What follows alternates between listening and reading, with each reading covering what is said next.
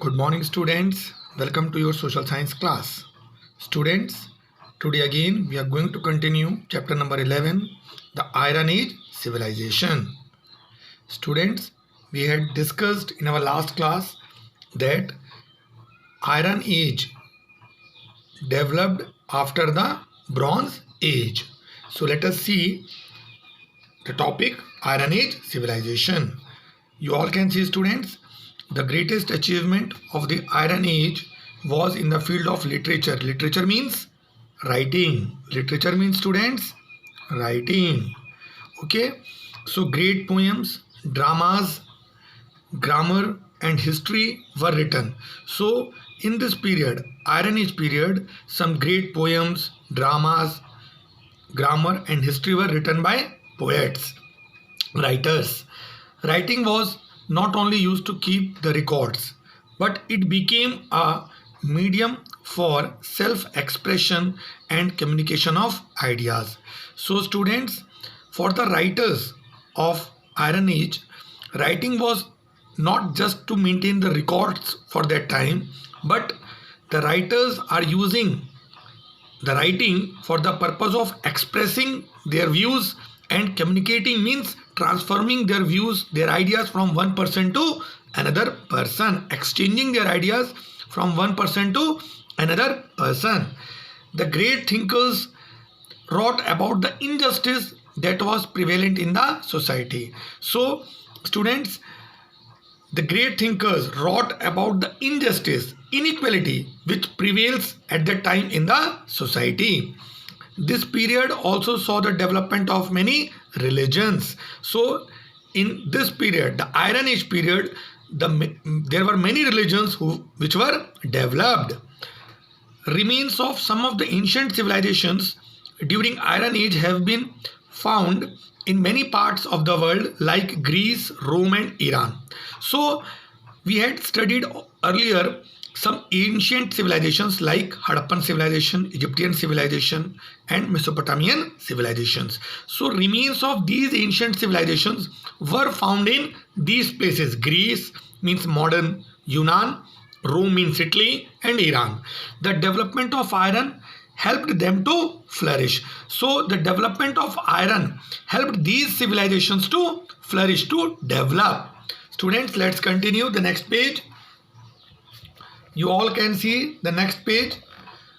A table is given, students. It is a comparative table between the Greek, Roman and Iranian civilization. So you can see, students, a table is there.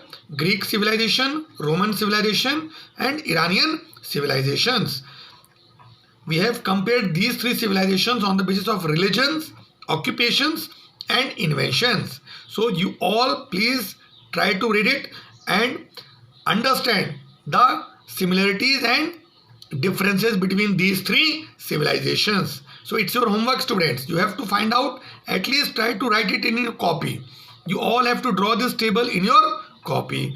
So now, students, now let us study about another important Iron Age civilization that existed in India. So students, now we are going to study one more important Iron Age civilization. Means that civilization exists in India, prevails in India, but developed in Iron Age, and that is the Vedic civilization. So students, you all know that Vedic civilization developed in our country, and in which period? Iron Age period. So let's start the Vedic civilization. The word Ved or Rig means knowledge. So what is the actual meaning of the word Ved? Knowledge. The knowledge contained in Vedas is for the whole mankind. Students, whatever knowledge is there in Vedas, it is not only for a particular religion, the people of a particular religion. It's for the whole mankind, for the whole human community. Because of the term Ved, this period of Indian history is called the Vedic period, as Vedas are the main source of information about this period. So students, because of this term Ved, since we are getting information about this period from the Veds, from the Veds. Veds are the most important source of information about this period. So that's why this period is known as Vedic period. Students, let's continue. There are 4 Veds: Rig Ved, Sam Ved, Yajur Ved and Athar Ved. Underline it, students. There are 4 Ved: Rig Ved, Sam Ved, Yajur Ved and Athar Ved. Rig Ved is the oldest Ved, student. The Vedic period can be divided into early Vedic period and later Vedic period. So students, you can also divide the Vedic period into early Vedic period and later Vedic period. The early Vedic period is also referred as the Rig Vedic period. Means early Vedic period is also known as Rig Vedic period. Why? Because as the Rig Ved provides us information about this period.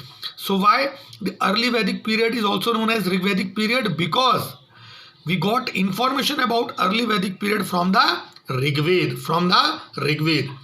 The rest of the Vedic literature, means the rest of the literature which was written during the Vedic period, like Yajur Ved, Sam Ved, Atharva Ved, Brahmans, Aranyans and Upanishads, provide information about later Vedic period, which is also known as the Epic Age. So later Vedic period is also known as Epic Age, and we got information about later Vedic period from these things, from these Veds: Yajur Ved, Sam Ved, Atharva Ved, Brahmans, Aranyans and Upanishads. All these literatures, all these books provide us information about the later Vedic period, which is also known as Epic Age. So students, let us see. Do you know students, Rig Ved is the oldest Ved, as I have told you, composed about 3500 years ago. So it was too old, student. 3500 years ago it was written. This includes more than 1000 hymns known as Sukt, which means well said. So more than 1000 hymns are there in Rig Ved. Those who composed hymns called themselves Aryans. So those who composed these hymns in Rig Ved, they called themselves as Aryans, and their opponents known as Das or Dasyus. So students,